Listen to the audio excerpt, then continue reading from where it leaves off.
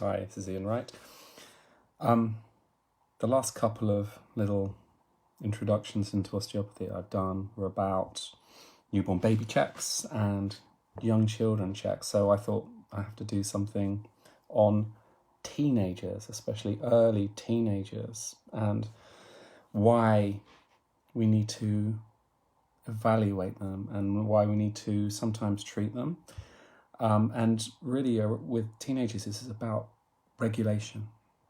There's a huge amount of natural changes that happen in an early teen, mid-teenager, which affect their ability to self-regulate, which means they're prone more to impulsivity,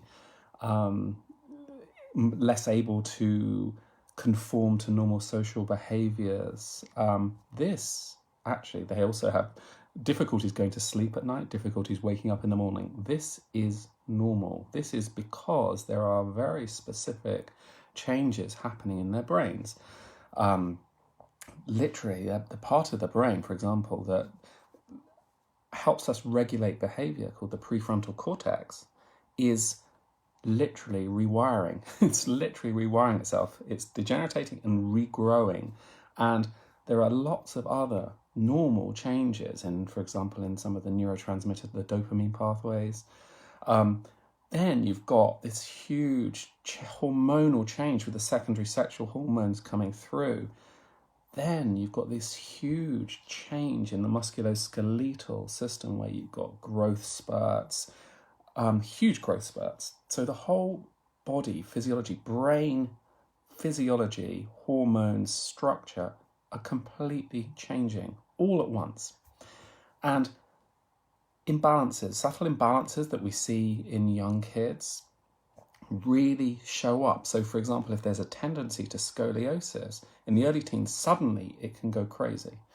And all their other systems consequently are under strain. I mean, because, not only is an early teenager going through a huge change in their neurotransmitters, brain wiring, hormones, and physiologically changing, they are under huge emotional, social, the way they connect to the world is fundamentally changing. So there's a huge amount of transition. And for me, the key point when you're looking at treating teens, early mid-teens, is allowing them to transition in a comfortable way that isn't too difficult for them to do. There's certain systems that come under strain. Of course, the musculoskeletal system, where they're prone to pulling themselves, straining themselves, back pains, headaches, etc.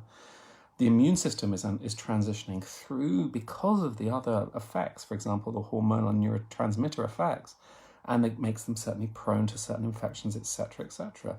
A lot of other systems are changing, the gastrointestinal system, the gynecological system, obviously, especially in girls, with periods, dysmenorrhea, all of that is a fundamental thing, and you can help girls transition through that.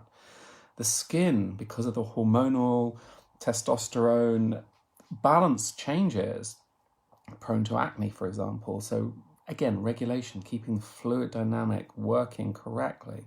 So because of these transitions, there is a great increased tendency, of course, to anxiety and anxiety disorders.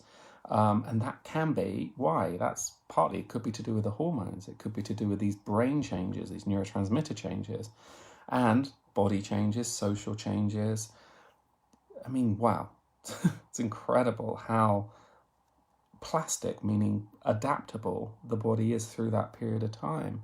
And to transition through that period in a kind of safe, comfortable, fluid way within all these systems is where I think it's really important for us to come in. And obviously we see people where there's problems, where there's a difficulty, say musculoskeletally or hormonally or immune system or gynecologically or in the skin or etc.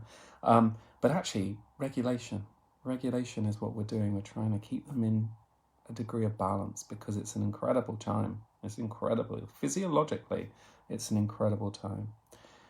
And that's a little quick I mean, wow, it's a whole week's course on at least on early teens and teenagers, and especially with regards to their brains.